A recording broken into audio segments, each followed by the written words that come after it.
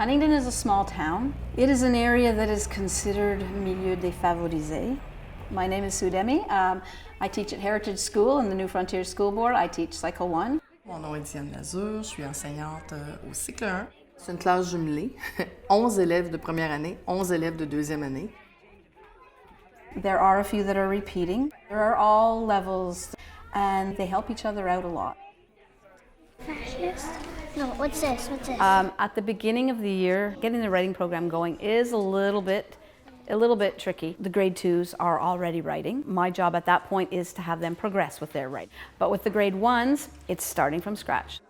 C'est certain qu'au début de l'année, les premières années ont presque pas de mots, on peut presque pas leur demander d'écrire seuls, donc il faut les accompagner. Par exemple, de modèles répétitifs pour commencer. J'aime les pommes, et là on va leur demander de compléter avec la couleur. Et tranquillement, on va enlever quelques mots. Donc on bâtit leur confiance et on bâtit un peu leurs habiletés à écrire. Recently, you guys have talked about the hamburger in Madame Lazure's class, right? We've talked about the hamburger helping us to do our writing, to organize our thoughts. Basically, we reviewed our writing tool that Zian had formerly introduced. We described each part of the story. We worked on the emphasis being on the beginning of the story and how important the hook is to really catch your attention.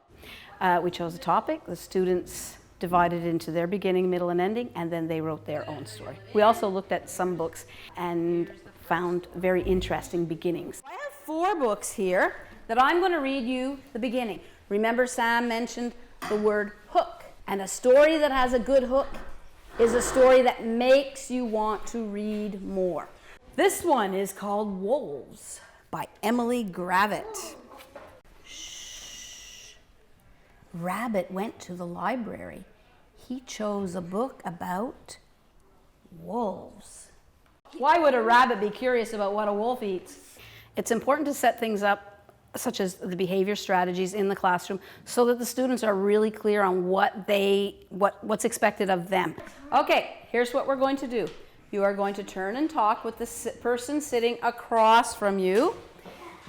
The first person is going to start by telling what their story is going to be about. Now, the person that's listening, how can you help the other person out? Give them an idea from when you were doing a sleepover. Well, you can give them ideas. It doesn't necessarily have to be from when you were doing a sleepover. You can help them develop a really exciting beginning. And then when I ring the chime, we're going to switch. Talk is really important in the writing process. As they're discussing, they come up with more ideas. They develop their story more, and it's easier for them to speak it than it is to write it. She slept over in my big room and then we got to play. Once the students are a little stronger at helping each other out and giving each other ideas, that will develop even further. By using the planning tool, it keeps the story organized, it follows in sequence, and it makes the story just that much more clear and more interesting to read. My story is about when Kara comes to my house and we have a sleepover. I wake up in the middle of the night, I open the closet door. Next day we had pancakes and bacon. When we begin writing, it's really hard for them. You're starting right from scratch. I find if in the beginning I have them write every day, give them a few strategies as we go along, they develop, and the more they do it, the more comfortable they are with it. Sometimes if they're struggling with an idea or something, I can try to help them and move them along, give them strategies to help to keep going. The revision process is really hard for these young ones. I'll tell them after they're done their story, read it over. To them, once they've written it once, it's written and it's good and that's it.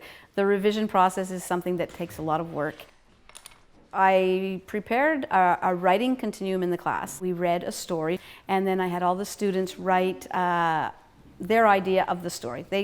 Basically what they were doing was retelling the story. And then I divided them up into 8 different sections and put it up on the board so the students can see it. So we examined it carefully. We looked at number 1 and discussed what number 1 was and where the areas of strength or of weakness were. And we did the same thing for each number.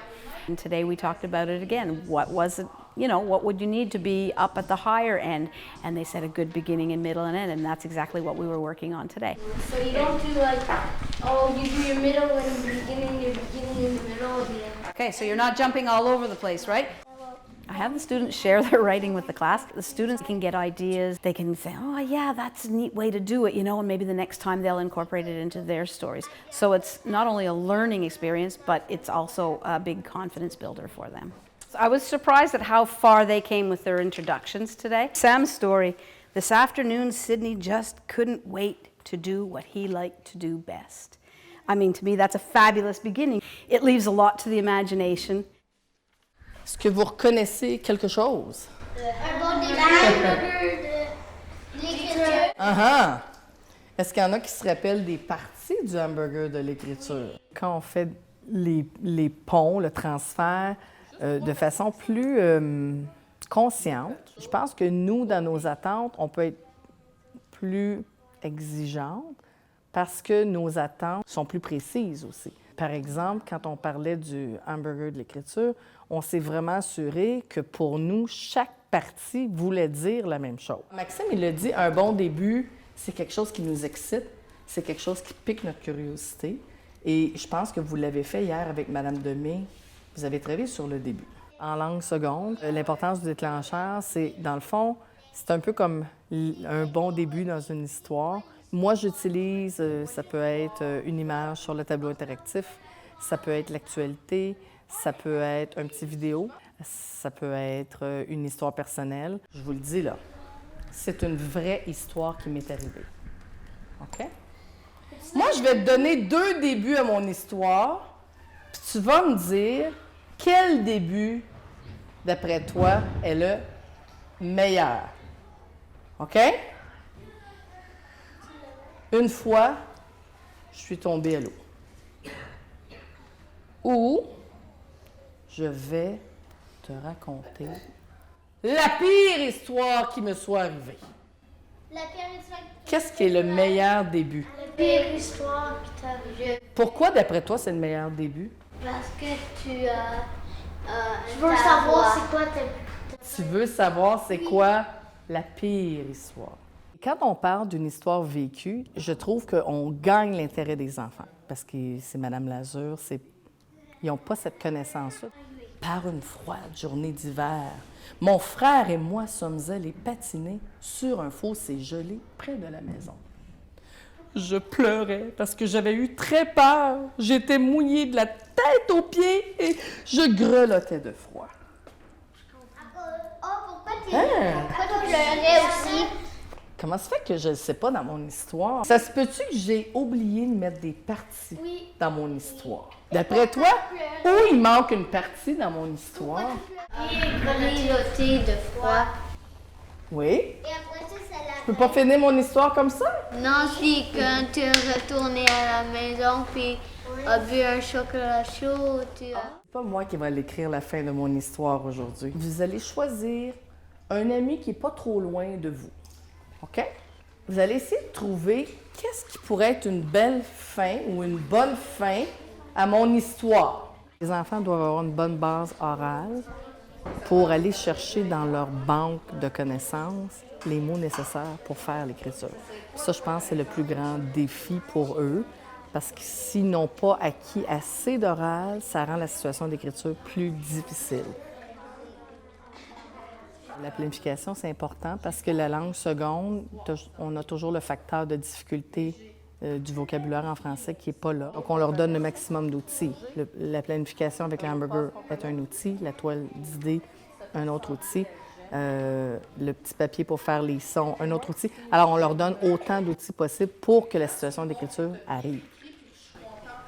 Working together is really important. I mean, not only can you help each other out, but it's really important for the children. If you're introducing things in similar ways, or if you're working on the same topics or the same strategies, I mean, the children are going to be so much more comfortable with it if it's done in their mother tongue as well as a second language.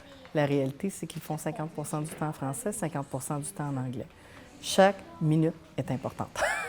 Et je pense que quand on travaille ensemble, les enfants sont plus confortables, premièrement. Deuxièmement, on n'a pas besoin de refaire toute la leçon sur quelque chose par exemple, le hamburger. Ça nous aide, nous, comme enseignantes, mais aussi on maximise notre temps et on peut pousser les enfants plus loin dans leur apprentissage. Je l'ai échappé belle. Ah, c'est bon. Makela. Mais faites des belles fins, vraiment. Vas-y, madame.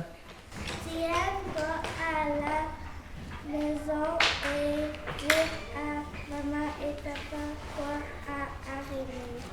Qu'est-ce que tu Elle change. Les vêtements. Elle change les vêtements. Sky,